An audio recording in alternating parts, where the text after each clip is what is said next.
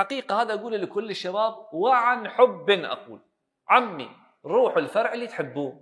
حقيقة أنا ما أدري هاي الهوس للمجموعة الطبية والضغط اللي على الطالب.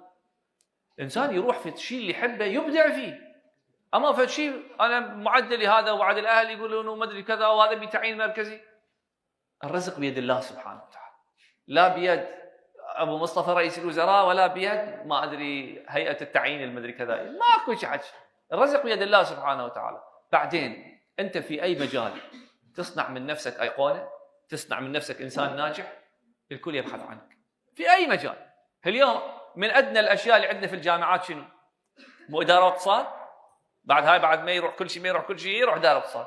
اليوم إذا فد مدير ناجح أكو واحد ما يريده، كبريات الشركات تدور عليه، ماكو شيء. يعني هذه النظرة ضيقة إلى رحمة الله وإلى أن الرازق هو